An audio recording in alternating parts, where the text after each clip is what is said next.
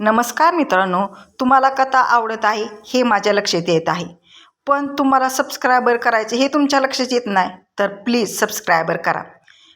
चला तर मग पाहूया आजची कथा. मागच्या भागात आपण पाहिले की सायली आणि ऋषिकेशच्या लग्नाचा तो पावन दिवस अखेर उजाडला.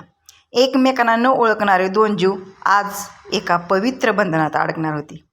त्यांच्या या आयुष्याच्या नव्या वळणावर नक्की काय घडले? चला तर मग पाहूया त्यांचा पुढचा रंजक प्रवास. अशाच नवनवीन आणि रंजक कथा वाचण्यासाठी ऐकण्यासाठी आपल्या चॅनलला नक्की फॉलो करा. भाग आवडल्यास लाईक नक्की करा. कमेंट करून सांगा पुढे काय घडणार असं तुम्हाला वाटतं.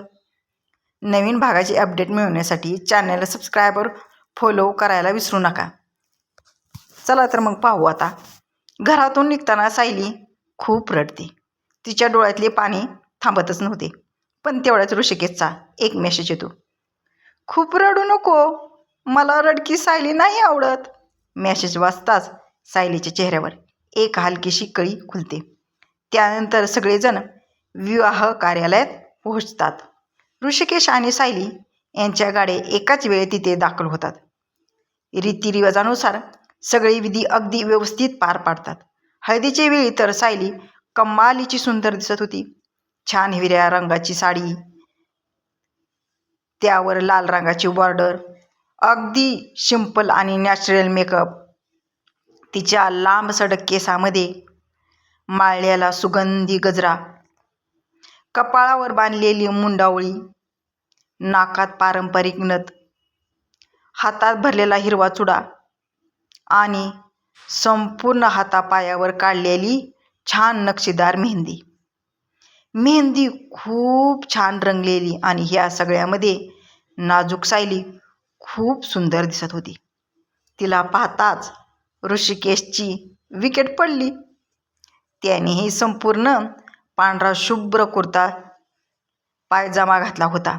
डोक्यावर गांधी टोपी आणि कपाळावर मुंडावळी. तो सुद्धा खूप देखणा दिसत होता. हळद सुरू झाली. हळद लावताना सगळ्यांची मज्जा मस्ती पण चालू होती. हळदीने दोघेही माखले होते, पण सायलीचे सौंदर्य हळदीने अजूनच खुललेले होते. ऋषिकेश अधूनमधून सारखा तिच्याकडे बघत होता, पण त्यांचे मन काही भरत नव्हते. हळूच लाजत सायली ही त्याच्याकडे बघत होती. कधीतरी त्यांची एक नजर व्हायची.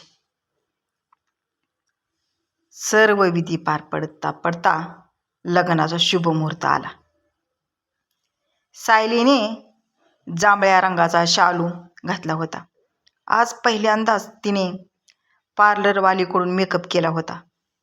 ती खूप सुंदर दिसत होती. तिला मॅचिंग असाच ऋषिकेशनेही ड्रेस घातला होता. तोही अगदी राजबिंडा दिसत होता. दोघांच्या मध्ये जेव्हा अंतरपाट धरला तशी ऋषिकेशची सायलीला पाहण्यासाठी चुळबुळ चालू झाली. पण ती बिचारी लाजरी मान खाली करून गप्प उभी होती. जसजशी मंगलाष्टिका सुरू झाली तसतसे त्यांचे काळीज धडधडू लागले. सायलीच्या आई वडिलांच्या अश्रुधारा वाहू लागल्या. त्यांच्याकडे सायलीचे लक्ष जाताच तिच्याही डोळ्यात पाणी आले. संपूर्ण रीतिरिवाजानुसार लग्न पार पडले आणि शेवटी पाठवणीचा क्षण आला.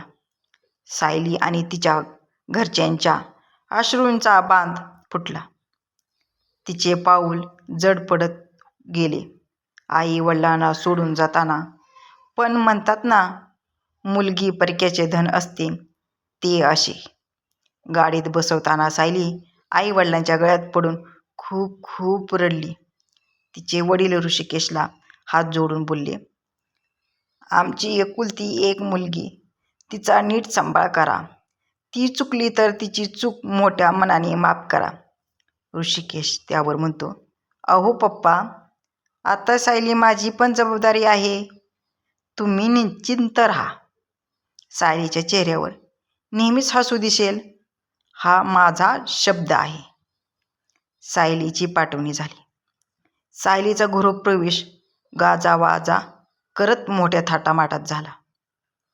उखाणे घेत, माप ओलांडून तिचा गृहप्रवेश झाला. सर्व आटपून सगळे झोपी गेले. सगळे खूप दमले होते ना, पण सायलीसाठी नवीन जागा होती, त्यामुळे दमलेली असूनही तिला झोप लागली नाही. लग्नानंतर 2 दिवस सुपारीचा खेळ, हळदीचे पाणी उतरवणे, जेजुरीचे देवदर्शन, मग लग्नाची पूजा. या सगळ्यात त्यांचे एकमेकाचे हलकेसे होणारे स्पर्श त्यांना अजून जवळ ओढत होते. पण पूजा झाली आणि ऋषिकेशचे बॅड लक झाले. त्यामुळे तो नाराज झाला आणि त्यांच्या दुरावा आला. कशामुळे दुरावा आला ते पाहू पुढच्या भागात. तोवर कमेंट करून कळवत राहा कसा वाटला तुम्हाला हा भाग.